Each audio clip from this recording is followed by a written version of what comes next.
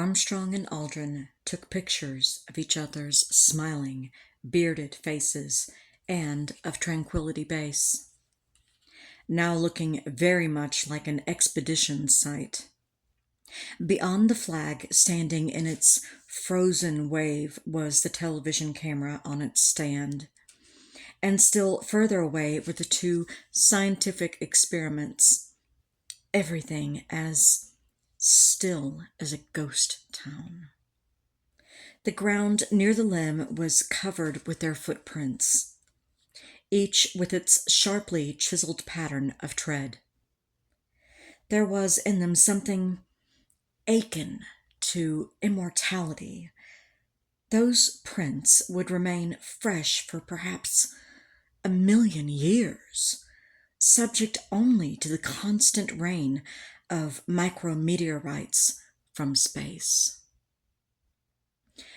After eating a late dinner, they added to their expedition's legacy, opening the hatch once more to toss out the backpacks and a bag of other unneeded gear.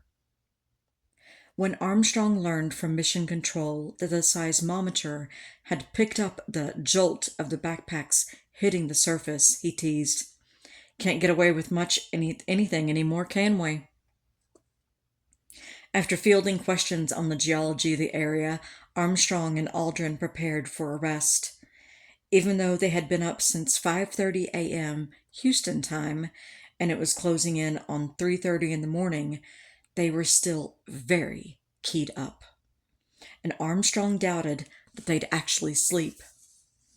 He also knew that a very full, very critical day lay ahead. The second half of John Kennedy's challenge had yet to be fulfilled.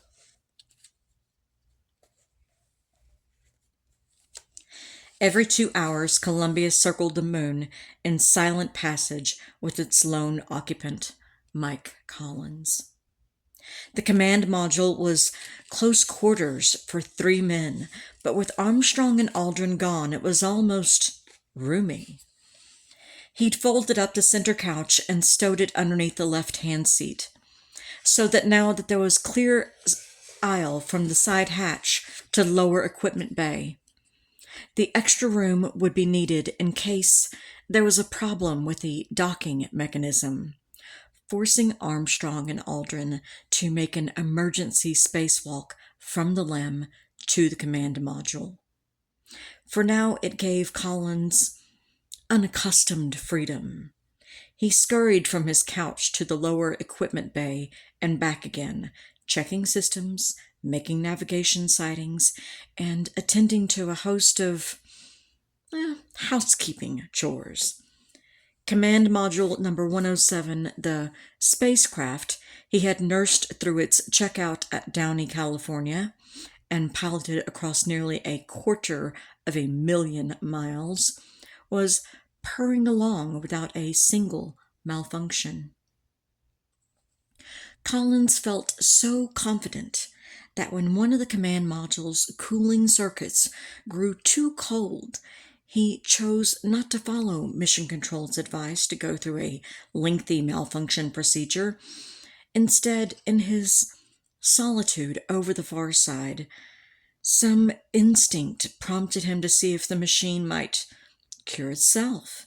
He checked his switch settings and waited, and the coolant temperature promptly rose back to normal. Columbia would give Collins no worry in his 22 hours alone. His anxieties were focused elsewhere, with 2 men on the surface of the moon. When his crewmates began the powered descent, Collins was listening in, his cookbook of rendezvous scenarios at the ready in case they had to abort. In the final minutes, he heard them grapple with computer alarms and wondered how serious they might be. As Eagle flew onward, Collins was, like everyone else, a spellbound listener. When it was over, he heard Charlie Duke tell Armstrong and Aldrin there were smiling faces in Mission Control, and all over the world, and Collins radioed, "Don't forget one," smiling face, in the command module. But no one, not Armstrong and Aldrin, nor anyone in mission control, knew just exactly where Eagle was located. The location would be a helpful, though not essential, piece of information for his computer to have during tomorrow's rendezvous. It fell to Collins to try to find the LEM on the surface using the command module's 28-power sextant. This task was a little like looking down on Manhattan from a height of 69 miles, trying to spot a single Greyhound bus with a pair of binoculars, and all the while moving at around 3,700 miles per hour.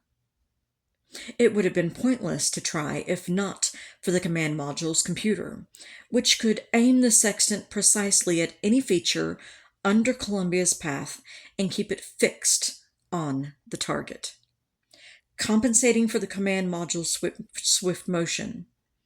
2 hours after Eagle touchdown, Houston had radioed up a set of coordinates, and Collins was at the eyepiece. When he arrived over the landing site, the sextant whirred into position, and Collins searched frantically for a glint of light. Columbia's speed allowed him only about 2 minutes to search any given area within the long ellipse of landing site 2. And the sextant's field was a view so narrow that he could scan only 1 square mile at a time.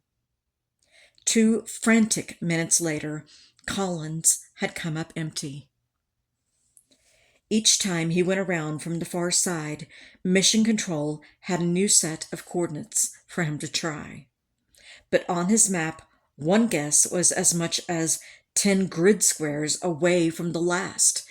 It didn't take Collins long to realize that no one had a handle on this particular problem. His search continued fruitlessly for the rest of his 22 solo hours. If Collins could not see his crewmates on the surface, he could still hear them via a special moon-to-earth moon relay link set up by Mission Control. For some reason, it went off sometime after the landing, leaving him feeling distinctly left out. As Armstrong and Aldrin prepared to go outside, Collins again asked to listen in, and Mission Control restored the relay. He'd hoped to be listening when Armstrong set foot on the moon, to finally hear his long-awaited first words.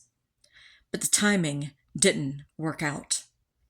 Armstrong was just wriggling through Eagle's hatch when Columbia slipped behind the far side. By the time he reappeared, Armstrong and Aldrin were putting up the flag with 600 million people as witnesses.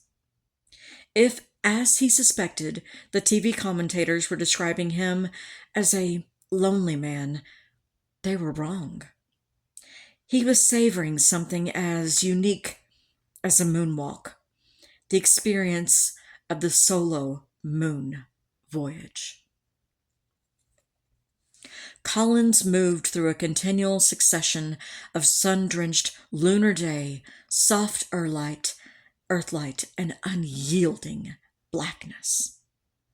For 48 minutes out of each orbit, from loss of signal to acquisition of signal, he knew a solitude unprecedented in human history. Before the flight, he had been asked more times than he could count whether the thought of being alone in lunar orbit worried him. "No," he answered, "I like being by myself." To a fighter pilot, it was the essence of flying, alone in your craft, in control of your craft. It was nothing less than the purest form of freedom.